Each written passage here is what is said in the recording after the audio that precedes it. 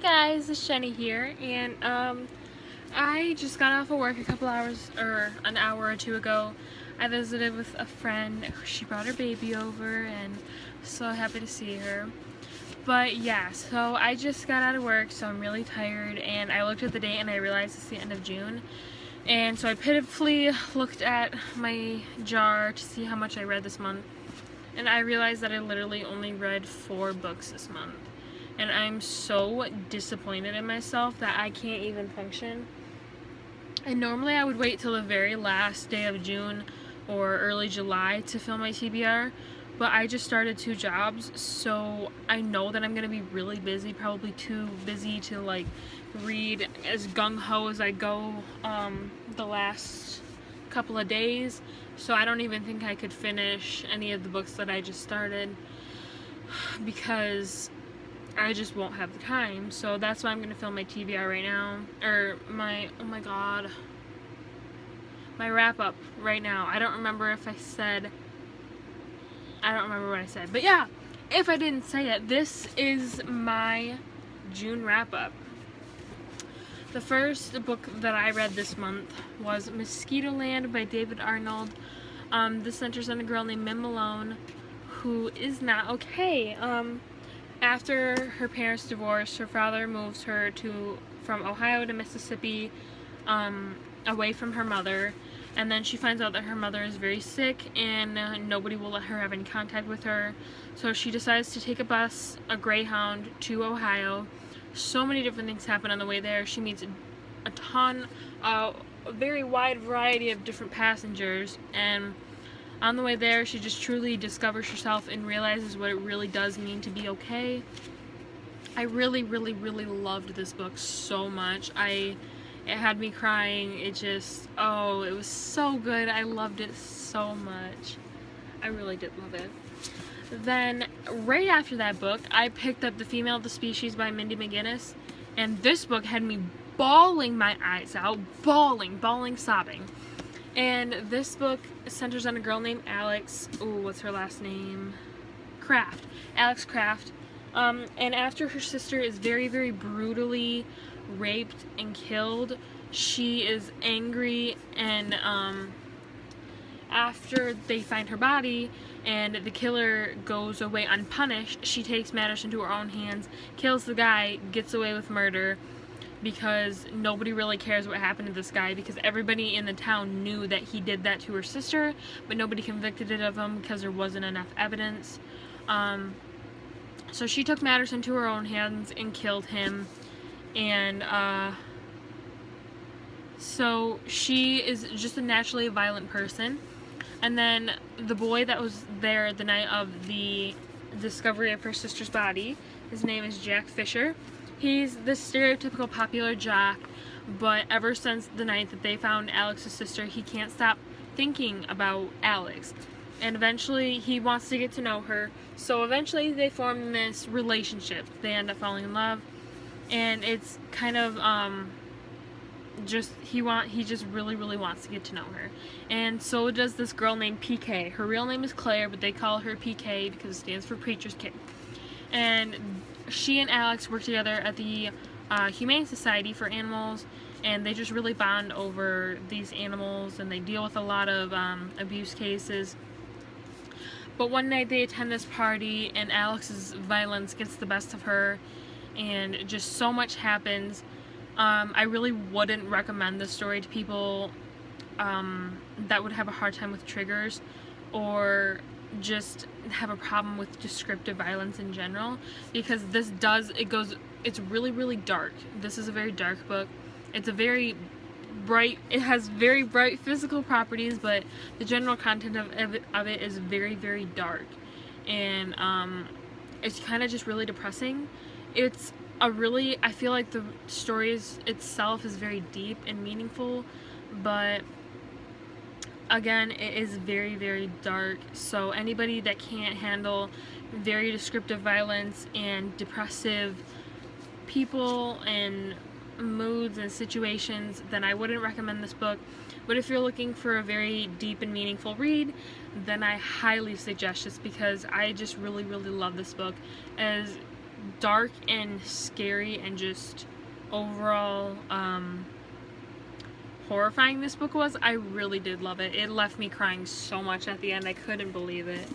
So yeah, I really did love that book. It's such a great buy for me. Then I read The Air by Kira Cass.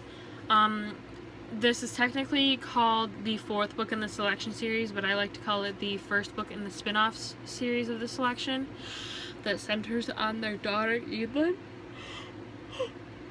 Sorry. So I can't go too into depth about this, but the selection is about, it centers on a country, Ilia, and its Prince Maxon, hosts a selection to find himself a bride. And so 35 girls are selected and from all of the provinces and stuff, but only one can win the crown. And basically the selection is kind of like The Bachelor. So yeah, so basically all 35 girls compete to win Prince Maxon and the crown and stuff. So yeah, that's about it for that. I can't really sorry, I can't really go into depth about this because again it's a sequel to the selection. But yeah, the selection was really good. These are really good guilty pleasure reads. They're so short, they're so easy to get through. The writing is just so fluent and easy to get through. I love them. And then this next book is one that I'm not quite through with yet, but I know it's so short that I'll get through it this weekend. And that's The Crown by Kira Cass, which is the last book in the selection series, I do believe. Let me see.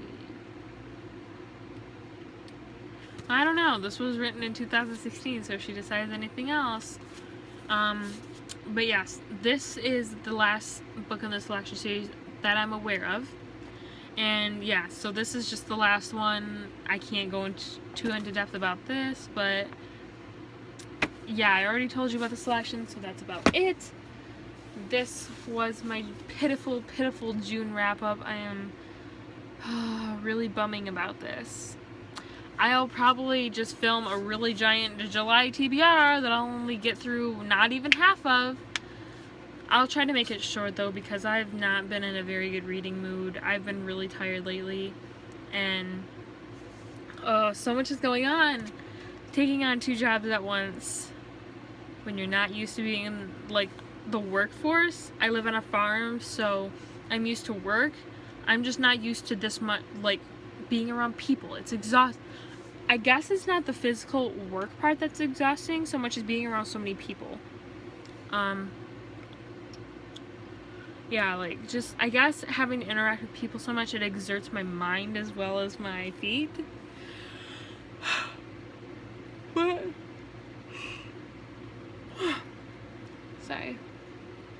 I have to make money to pay for more books somehow, so I guess I'll just have to get over it.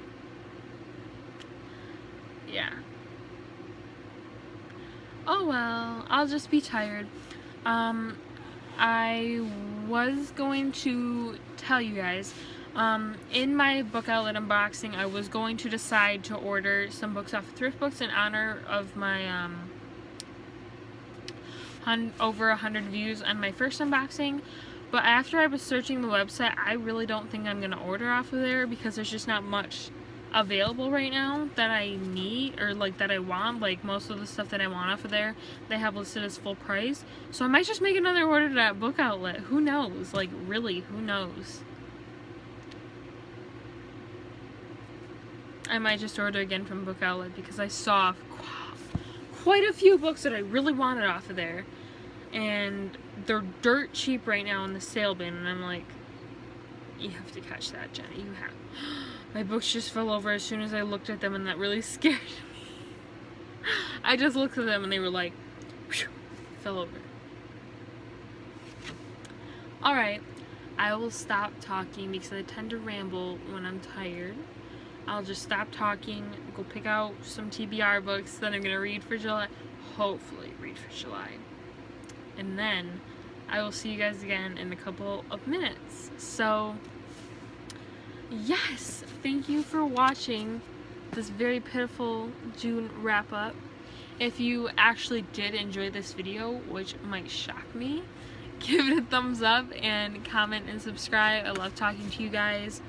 So either comment, or you can utilize my email, which is gepringle, like the chip, 934@gmail.com, because it's very fun talking to people who love books just like me. So yeah, like, comment, subscribe. Thank you for watching.